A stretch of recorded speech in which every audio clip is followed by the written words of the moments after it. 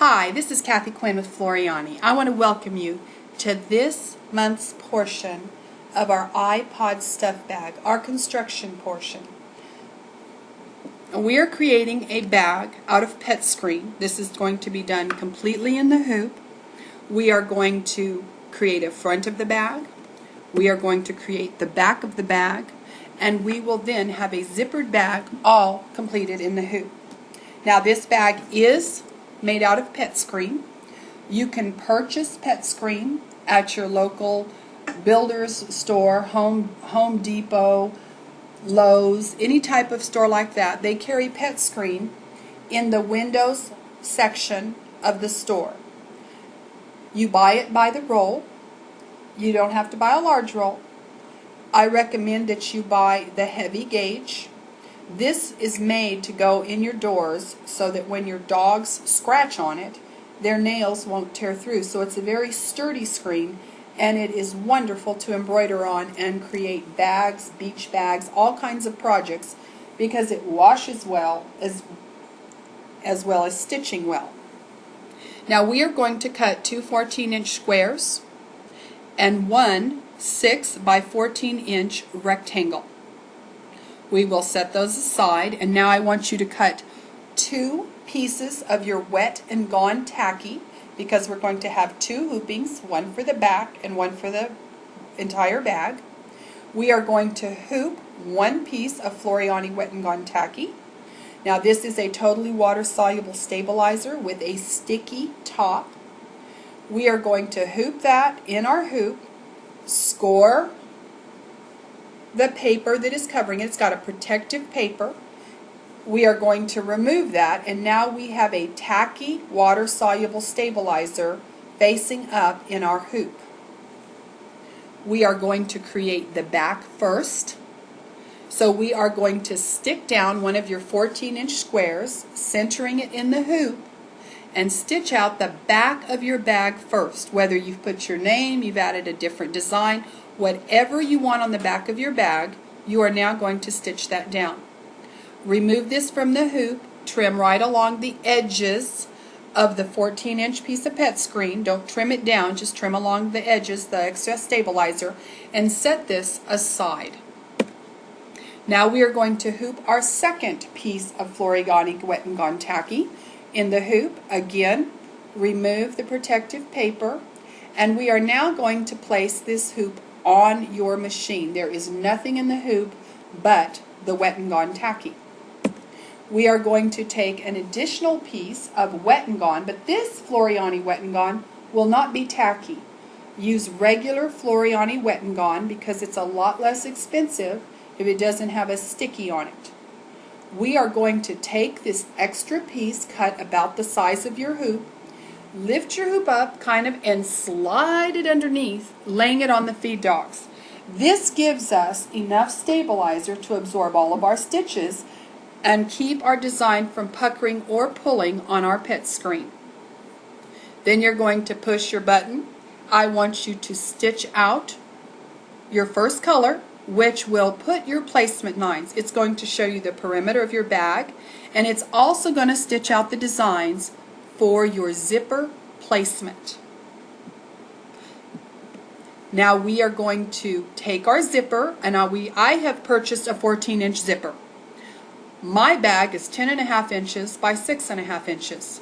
Of course, your bag is always limited by the size of your hoop. I buy a 14-inch zipper, a longer one, so I can make sure that the head and the tail of my zipper are well outside my stitching lines.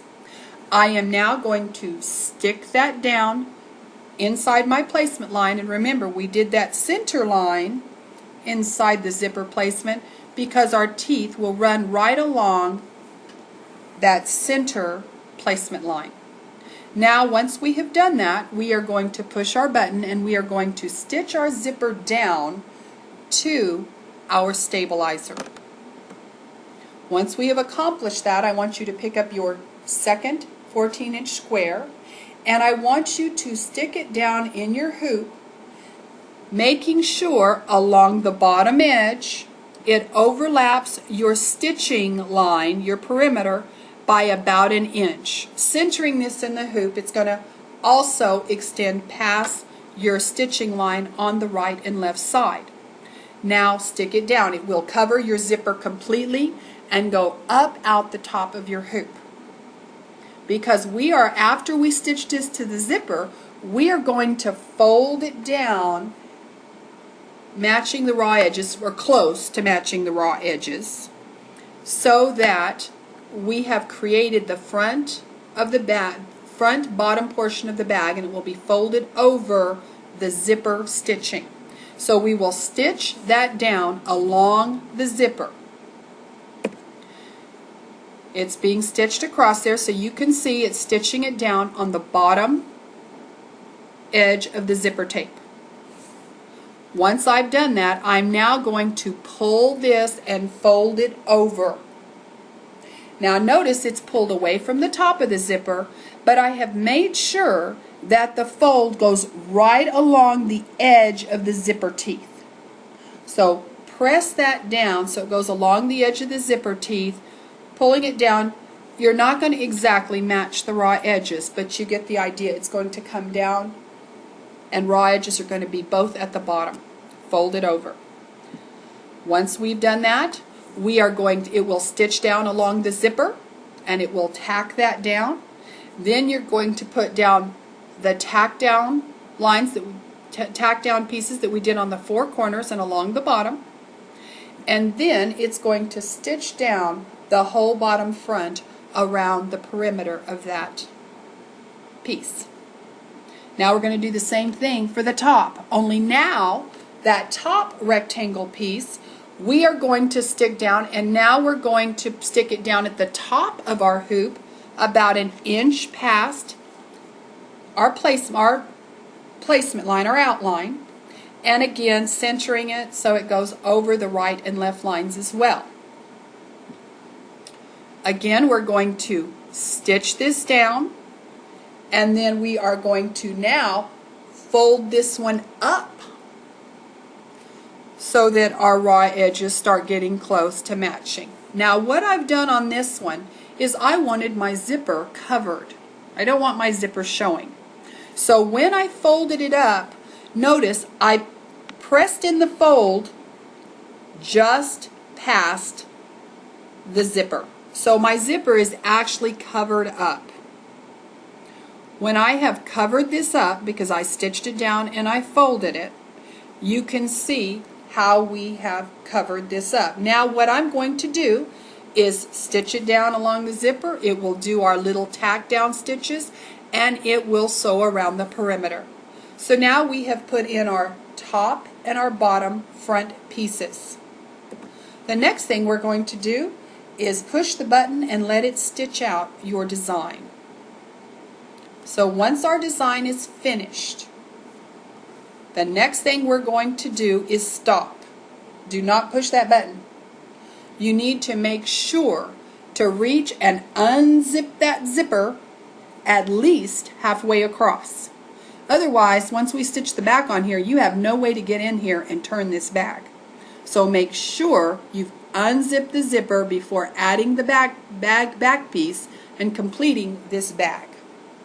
With it unzipped, we are now going to place the back piece that you've already embroidered out. That was the first thing we did. Right sides together, centering it on there. Now we did put a placement line around this design so we can kind of match up those lines that are on the edge of both pieces of our bag now. Once it's right sides together, of course we're going to push the button and stitch it down. So now we've stitched the final outline and our bag is complete.